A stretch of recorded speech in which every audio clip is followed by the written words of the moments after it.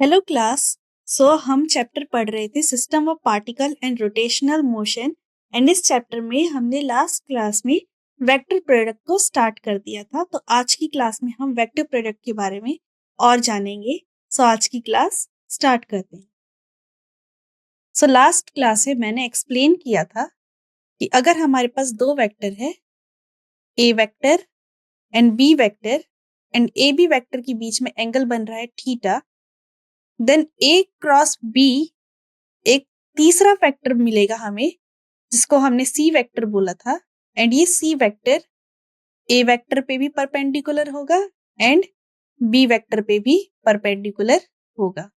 And C vector का formula क्या था? अगर इस डायरेक्शन को एन कैप मैंने बोला, सी वेक्टर जो कि हमारा A vector cross B vector है, उसका फॉर्मूला हो जाएगा magnitude of A into magnitude of B sine theta N cap. Okay, हमने देखा कि दो वेक्टर को मल्टीप्लाई करने के बाद हमें एक थर्ड वेक्टर जो मिल रहा है वो भी क्या है? एक वेक्टर है। तो इस टाइप के प्रोडक्ट को कहा जाता है वेक्टर प्रोडक्ट, या फिर इसका सेकंड नाम मैंने लास्ट क्लास में बताया था, क्रॉस प्रोडक्ट। ओके, इसको कहते हैं क्रॉस प्रोडक्ट। तो यहाँ पर वही लिखा गया है, a vector product of two vectors A and B is a vector. Vector product दो वेक्टर ए एंड बी का क्या मिलता है? हमें एक वेक्टर मिलता है जिसका अगर मैग्नीट्यूड का फॉर्मूला लिखें, अगर सी का हम मैग्नीट्यूड कर दें, सी का भी हम मैग्नीट्यूड फाइंड आउट करें, तो मैग्नीट्यूड में डायरेक्शन क्या हो जाएगा? गायब हो जाएगा। सी का मैग्नीट्यूड होगा ए का मैग्नीट्यूड, बी का मैग्नीट्यूड साइन थीटा, जहां पर थीटा क्या है? Angle between the two vectors. Theta है angle between A and B, and जो सी है वो क्या है? परपेंडिकुलर है on both A and B. Okay, ये है हमारा क्रॉस प्रोडक्ट या वेक्टर प्रोडक्ट। इसके बारे में हम और जानते हैं। आगे चलते हैं। If we take a right hand screw, अगर हम एक राइट हैंड स्क्रू को ले with the head lying on the plane of A and B, and the screw is perpendicular to the plane, and if we turn the head in the direction from A to B, then the tip of the screw advance to the direction of C. Screw या water bottle को आप ऐसे खोलते हो। Okay, अगर ये vector B है, ये वेक्टर A है, ये इनके बीच का एंगल थीटा है, और ये स्क्रू ऐसे रोटेट हो रहा है, तो C वेक्टर हमेशा ऐसे मिलेगा। एंड अगर ये वेक्टर ए है एंड ये वेक्टर बी है, एंड हम अब भी ए क्रॉस बी कर रहे हैं, तो एंगल जो हमारे को सी वेक्टर है वो हमें डाउनवर्ड डायरेक्शन में मिलेगा, थीटा एंगल है। ओके, तो इसमें वेक्टर प्रोडक्ट में हमें डायरेक्शन का बहुत ध्यान रखना होता है। Okay, if one curl up the finger to his right hand around the line perpendicular to the plane and A B, अगर आप फिंगर को ऐसे कर्ल कर रहे हो, मतलब ए क्रॉस बी हो रहा है, ए वेक्टर से बी वेक्टर की ओर ऐसे जा रहे हो आप, तो आपका जो थंब का डायरेक्शन है, ओके, ये सी वेक्टर को रिप्रेजेंट कर रहा है। एंड आप अगर ए से बी वेक्टर जा रहे हो, ए क्रॉस बी कर रहे हो, एंड आपका जो फिंगर है वो ऐसे कर्ल हो रहा है राइट हैंड का, तो ये जो डायरेक्शन हो रही है ये सी वेक्टर की डायरेक्शन है। आप क्या कर रहे हो? ए क्रॉस बी कर रहे हो, तो ए को बी की साइड भेजना है। ये जो पहला डायग्राम है फर्स्ट, इसमें आप क्या कर रहे हो? अपने फिंगर्स को ए डायरेक्शन की ओर ले रहे हो एंड बी की साइड आप भेज रहे हो, तो आपकी फिंगर्स ऐसे कर्ल हो रही है, एंड ये जो डायरेक्शन है ये सी वेक्टर, ओके, ये ऊपर की साइड आ रहा है। अब डायग्राम नंबर सेकंड में देख लो, ए वेक्टर इस साइड है, ओके, एंड आपकी फिंगर्स ऐसे कर्ल हो रही है ताकि आप ए से बी की ओर जा सको, ए क्रॉस बी करो, तो ये जो डायरेक्शन है ये सी की डायरेक्शन। राइट हैंड से आप क्या कर सकते हो? वेक्टर की डायरेक्शन को समझ सकते हो। आगे चलते हैं। A simpler version of the right hand rule is follow. Open up your hand palm and curl your finger point from A to B. Stretch your thumb point in the direction of C. जैसा कि मैंने आपको बताया, हमें क्या find करना है? C vector किसकी इक्वल होता है? A क्रॉस B के। तो अपनी फिंगर को A की साइड लिया करो, ओके, एंड B के पास भेजा करो, एंड जिस डायरेक्शन पे भी आपको मिलेगा वो आपके C वेक्टर का डायरेक्शन होगा। यहाँ पर सारा वही एक्सप्लेन किया गया है। Because of the cross product, cross donate करते, क्रॉस का सिंबल ऐसे होता है एंड वेक्टर प्रोडक्ट में हम यही सिंबल यूज करते हैं, तो इसको वेक्टर प्रोडक्ट को क्रॉस प्रोडक्ट भी कहते हैं। अब यहाँ पर एक बहुत इंपॉर्टेंट चीज आपको समझनी होगी, A vector dot B vector किसके इक्वल होता है? A B cos theta. B vector dot A vector किसके इक्वल होगा? B A cos theta. And ये दोनों की दोनों क्वांटिटीज क्या होगी? सेम होगी। इसका मतलब ये A dot B dot A के इक्वल होगा, ओके। बट अगर हम ए क्रॉस बी कर रहे हैं तो हमें जो सी वेक्टर मिल रहा है उसकी डायरेक्शन ऊपर की साइड है, एंड अगर हम बी क्रॉस ए करें, ये हमारा ए वेक्टर है, ये हमारा बी वेक्टर है, तो अगर हम ए क्रॉस बी कर रहे हैं तो इसकी डायरेक्शन ऊपर की साइड हमें मिल रही है, एन कैप, ये हमारी सी वेक्टर की डायरेक्शन है। बट अगर हम बी क्रॉस ए करें तो हमें डायरेक्शन डाउनवर्ड्स मिलेगी सी वेक्टर की, तो हमें डायरेक्शन उल्टी मिल रही है, तो माइनस सी वेक्टर हमें मिल रहा होगा नीचे की साइड। तो इसका मतलब ये कि ए क्रॉस बी कभी नहीं इक्वल हो सकता बी क्रॉस ए के, बिकॉज डायरेक्शन चेंज हो जा रही है। ए क्रॉस बी करो डायरेक्शन अपवर्ड, अब बी क्रॉस ए करो direction downward. So because direction different हो जा रही है तो इसका मतलब ये ए क्रॉस बी क्रॉस ए के कभी इक्वल नहीं हो सकता। इसका मतलब ये कि जो वेक्टर प्रोडक्ट है वो कम्यूटेटिव नहीं होता है, स्केलर प्रोडक्ट कम्यूटेटिव होता है। सो जो हमारा स्केलर प्रोडक्ट है वो कम्यूटेटिव होता है, but vector product not commutative होता है। इस चीज का हमें ध्यान रखना है, डायरेक्शन बदल जाती है। आगे चलते हैं। यहाँ पर वही एक्सप्लेन किया है कि डायरेक्शन बिकॉज चेंज हो जाती है, इसी की वजह से जो हमारा वेक्टर प्रोडक्ट है वो कम्यूटेटिव नहीं होता है। अब हम आगे चलते हैं। Another interesting property of the vector product is behaviour under reflection. Under reflection,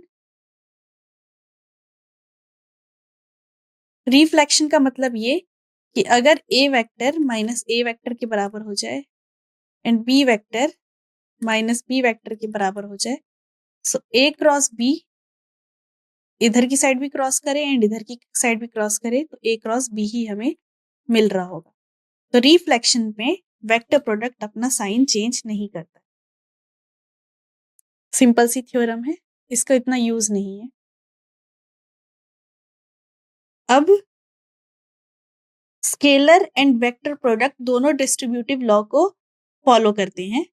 distributive law का मतलब क्या? अगर A vector dot B plus C करूं तो हमें A dot B plus A dot C मिलेगा। अगर मैं A cross B plus C करूं तो मुझे A cross B plus A cross C मिलेगा। तो डिस्ट्रीब्यूटिव प्रॉपर्टी को फॉलो करते हैं स्केलर एंड वेक्टर प्रोडक्ट दोनों, ठीक है। अब एक चीज ध्यान रखना,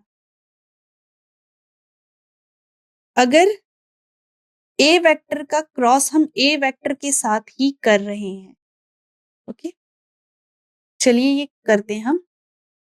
ए डॉट ए करके देखते हैं एंड ए क्रॉस ए करके देखते हैं। सो ए डॉट ए, इसका मतलब क्या कि ये दोनों के दोनों जो वेक्टर हैं ये पैरेलल है। सो ए डॉट ए किसकी इक्वल हो जाएगा? ए का मैग्नीट्यूड इंटू ए का मैग्नीट्यूड इंटू कॉस, इनके बीच में एंगल कितना है? 0 डिग्री। तो हमें मिल गया cos 0 1 होता है, तो ए डॉट ए हमें मिल गया ए स्क्वायर। बट अगर हम ए क्रॉस ए की बात करें, इसके मैग्नीट्यूड की बात करें, तो हमें मिल रहा है A into sine 0 degree, and sine 0 क्या होता है? 0। तो सेम वेक्टर का क्रॉस 0 आता है हमेशा। एक नल वेक्टर मिलता है। सो A क्रॉस A हमेशा 0 आता है। इस चीज का हमें ध्यान रखना है। वही डॉट प्रोडक्ट में A डॉट A स्क्वायर हो जाता है। तभी हम जानते हैं डॉट प्रोडक्ट में I डॉट I कैप किसके इक्वल हो जाता है? 1। सिमिलरली J डॉट J भी 1 होता है। सिमिलरली K डॉट K भी 1 होता है। बट अगर हम I डॉट J कर रहे हो 0 हो जाता है, बिकॉज I एक्स एक्सिस को रिप्रेजेंट करता है, J वाई एक्सिस को रिप्रेजेंट करता है और उनके बीच में 90 डिग्रीज का एंगल होता है। सो I डॉट J 0 हो जाता है। सिमिलरली J डॉट K 0 हो जाता है। सिमिलरली K डॉट I भी 0 हो जाता है। तो ये डॉट प्रोडक्ट की खासियत है यूनिट वेक्टर्स की टर्म्स में। अब हम क्रॉस प्रोडक्ट की खासियत देखेंगे यूनिट वेक्टर्स की टर्म्स में। अब क्रॉस प्रोडक्ट में सेम वेक्टर का क्रॉस 0 होगा। I cross I 0, J cross J 0, K cross K 0। But अगर हम यूनिट वेक्टर्स की टर्म्स में देखें, ये हमारा x एक्सिस है, ये हमारा y एक्सिस है, तो x क्रॉस y हमेशा z वेक्टर को देगा, तो I क्रॉस J हमेशा K कैप को देगा। तो यहां से हम एक चीज समझेंगे, हम एक सर्कल ड्रॉ कर लेते हैं और सर्कल को एंटी क्लॉकवाइज रोटेट करेंगे। एंटी क्लॉकवाइज रोटेट करेंगे। यहाँ पर हम आई कैप लिख देते हैं, यहाँ पर हमें जे कैप लिख देते हैं, यहाँ पर हम के कैप लिख देते हैं। तो जब भी कहा जाए आई क्रॉस जे करना है हमें, आई क्रॉस जे करना है हमें, तो आई क्रॉस जे करते ही हमें के मिल गया। ये तरीका सिखा रही हूँ, ट्रिक सिखा रही हूँ।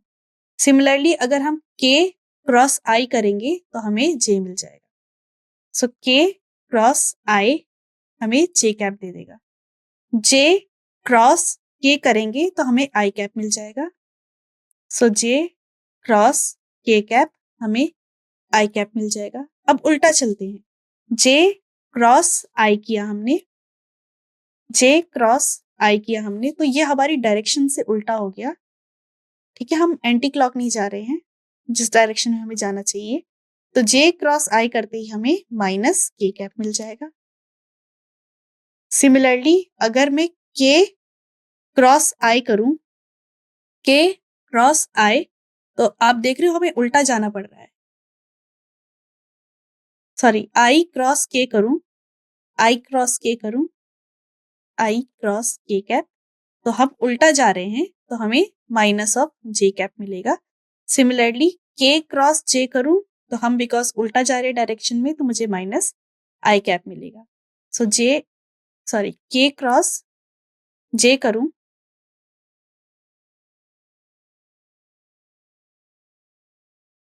के क्रॉस जे करूं, तो मुझे माइनस आई कैप मिल जाएगा।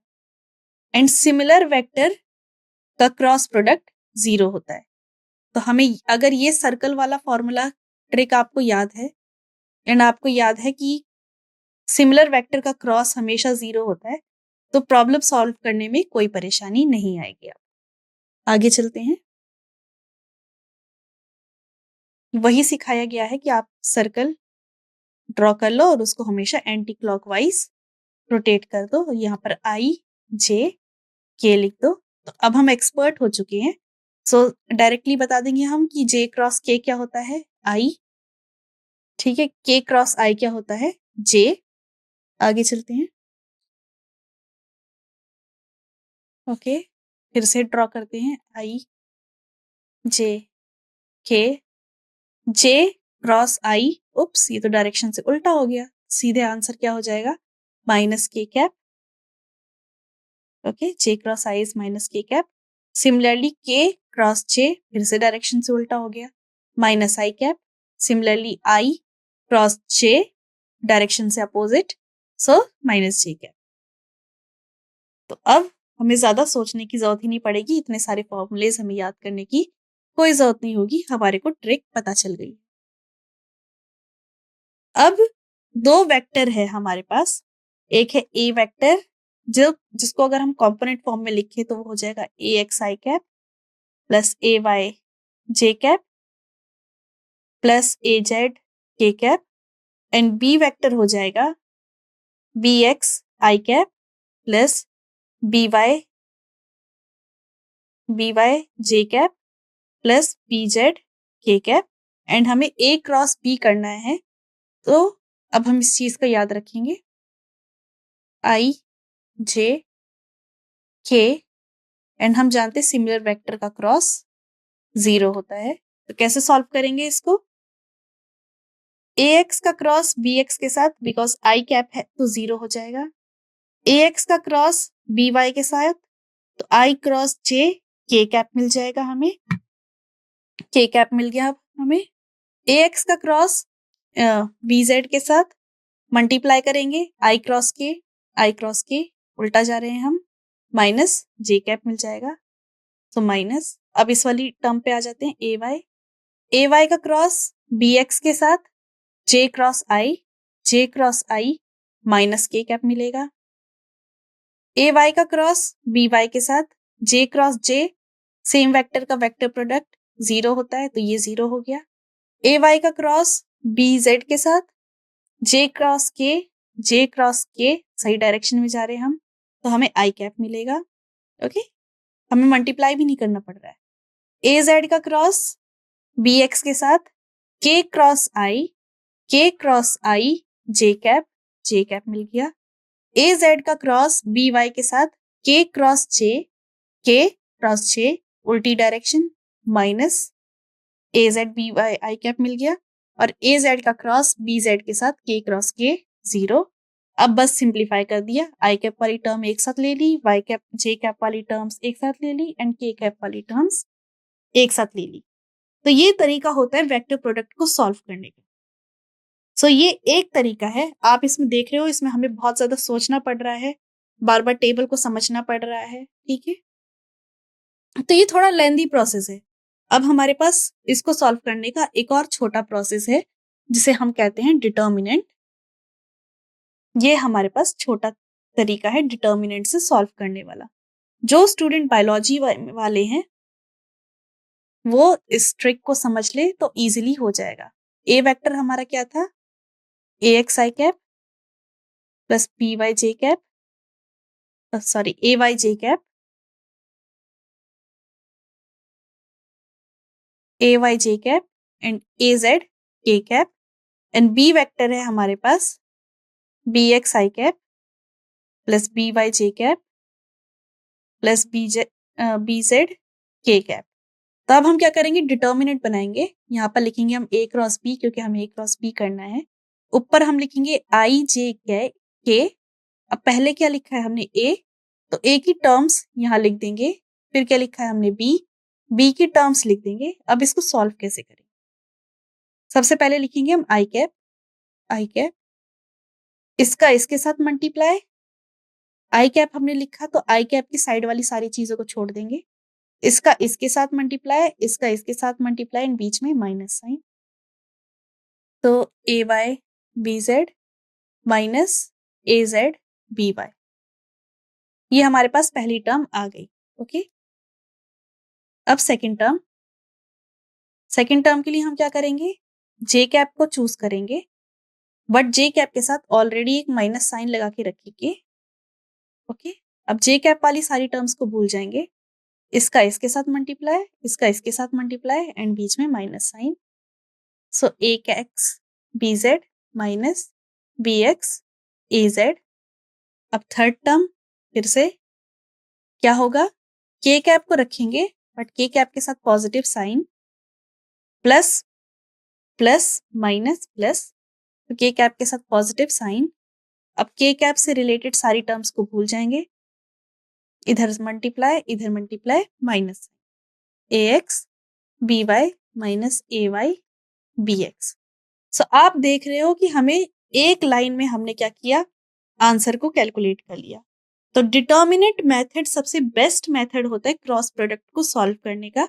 एंड मैं चाहूंगी कि आप डिटर्मिनेंट मेथड की ज्यादा से ज्यादा प्रैक्टिस करें ताकि क्रॉस प्रोडक्ट को आप इजीली सॉल्व कर सके, बिकॉज क्रॉस प्रोडक्ट इस चैप्टर में बहुत जगह पे यूज में आएगी, क्वेश्चंस में यूज में आते हैं। तो ये हमने बहुत इजीली एंड बहुत जल्दी A क्रॉस B को एक लाइन में ही सॉल्व कर डाला। एंड ये काफी आसान था एंड यहाँ पर मिस्टेक्स होने के चांसेस बहुत ज्यादा ही कम होते हैं। तो ये बहुत अच्छा मेथड होता है क्रॉस प्रोडक्ट को सॉल्व करने के लिए। आगे चलते हैं। अब हम नया टॉपिक एक शुरू करने वाले हैं एंड ये टॉपिक है एंगुलर वेलोसिटी। हमने सर्कुलर मोशन में एंगुलर वेलोसिटी के बारे में पढ़ा था, बट अब हम क्या कर रहे हैं, सिस्टम ऑफ पार्टिकल में एंगुलर वेलोसिटी को समझेंगे। तो हम एंगुलर वेलोसिटी समझते हैं, फिर उसका रिलेशन समझते हैं लीनियर वेलोसिटी के साथ क्या होता है। So in this section we shall study what is angular velocity and its role in rotational motion. तो इस सेक्शन में हम पढ़ेंगे क्या होता है एंगुलर वेलोसिटी और क्या है इसका रोल रोटेशनल मोशन में। We have seen that every particle of rotating body moves in circle. हमने जैसे कि मैंने स्टार्टिंग में सीलिंग फैन का एग्जांपल दिया था, ठीक है। तो ये मान लो एक सर्कुलर डिस्क है और ये एक एक्सिस के साथ जुड़ा हुआ है एंड ये सर्कुलर डिस्क क्या कर रही है, रोटेट कर रही है। तो हमने जाना कि जब रोटेशनल मोशन हो रहा होता है सारे के सारे पार्टिकल एक सर्कल में रोटेट कर रहे होते हैं। ये वाला पार्टिकल भी सर्कल में रोटेट कर रहा होगा, ये वाला पार्टिकल भी सर्कल में रोटेट कर रहा होगा। The linear velocity of the particle is related to angular velocity. तो जो लीनियर वेलोसिटी होता है पार्टिकल का वो एंगुलर वेलोसिटी के साथ रोटेट करता है। अगर इसकी एंगुलर वेलोसिटी जिसे हम ओमेगा से रिप्रेजेंट करते हैं, तो आपको फॉर्मूला याद आ चुका होगा कि ओमेगा किसके इक्वल होता है, वी आर के इक्वल होता है, जहां पर आर डिस्टेंस होता है सेंटर से एंड तक सर्कल के।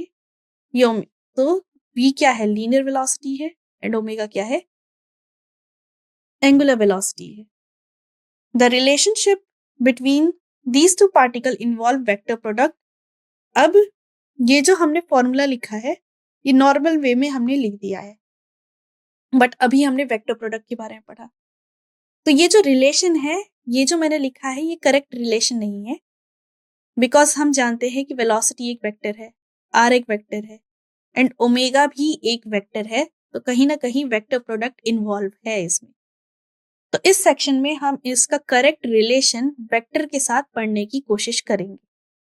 In rotational motion of a rigid body about a fixed axis, ये हमारा फिक्स्ड एक्सिस है एंड रोटेशनल मोशन हो रहा है, every particle of the body moves in a circle. इस पूरे के पूरे स्ट्रक्चर में कोई भी पार्टिकल होगा वो एक सर्कल में रोटेट कर रहा होगा, which lies in a plane of the perpendicular. ये अगर फिक्स्ड एक्सिस है और ये एक प्लेन है जिसपे प्लेन एक शीट है जिसपे ये सर्कुलर डिस्क रखी हुई है, तो फिक्स्ड एक्सिस और इस प्लेन के बीच में कितना एंगल बन रहा है, 90 डिग्री का एंगल बन रहा है। तो प्लेन एंड फिक्स्ड एक्सिस एक दूसरे के परपेंडिकुलर होते हैं। ओके, यहाँ पर ये बात कही गई है। We see that a typical particle at a point P of the rigid body rotate about a fixed axis taken as z axis. तो अगेन हम ड्रॉ करते हैं। ये हमारा सर्कुलर डिस्क था, ओके, ये हमारा सेंटर से फिक्स्ड एक्सिस है एंड ये सर्कुलर डिस्क जहां भी हो किसी ना किसी प्लेन पे रखी गई है।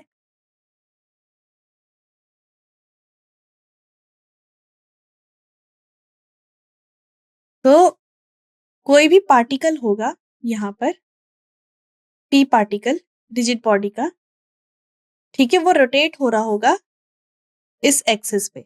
इस एक्सिस को हम z कंसीडर कर लेते हैं। The particle describe a circle with a centre C on the axis. अगर ये पॉइंट C है तो ये पार्टिकल एक सर्कुलर मोशन पे रोटेट कर रहा होगा। The particle move in a circular path with linear velocity v। ये जो पार्टिकल है ये मूव कर रहा होगा किसी लीनियर वेलोसिटी v से।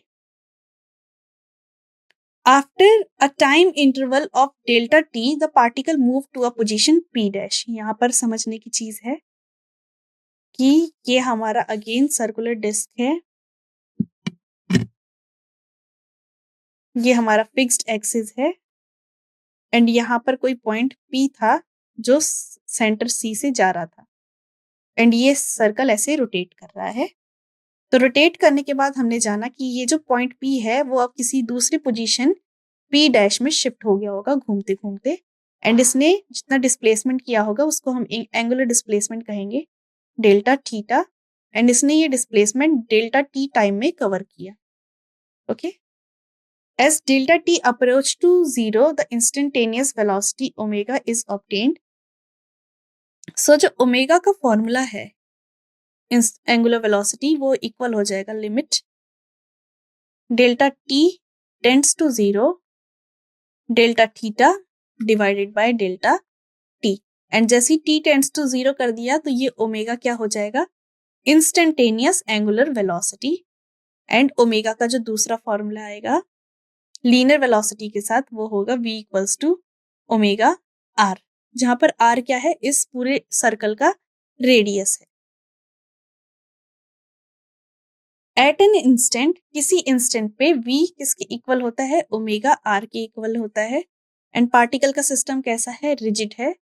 तो अगर जो पार्टिकल होगा बिल्कुल एक्सिस पे, ये डिस्क था, अगर पार्टिकल यहीं पर प्रेजेंट हुआ, r की वैल्यू 0 हो गई, तो जो उसकी लीनियर वेलोसिटी होगी वो 0 होगी. एंड बिकॉज उसकी लीनियर वेलोसिटी 0 होगी, इसका मतलब क्या कि वो पार्टिकल कैसा है, stationary. Angular velocity omega is the same for all particle characterising pure rotation, but जो ओमेगा है वो सेम होगा सारे पार्टिकल के लिए. इस पूरे डिस्क पे कहीं भी पार्टिकल्स हो, सारे पार्टिकल्स के लिए ओमेगा की वैल्यू सेम होगी बिकॉज प्योर रोटेशन चल रहा है. जैसे कि प्योर ट्रांसलेशन में वेलोसिटी v सेम होती है, सिमिलरली प्योर रोटेशन में ओमेगा सिमिलर होता है. सो आज की क्लास में हमने angular velocity and vector product के बारे में पढ़ा. नेक्स्ट क्लास में हम एंगुलर वेलोसिटी टॉपिक को ही आगे कंटिन्यू करेंगे. आई होप आपको आज की क्लास समझ में आई होगी. Thank you.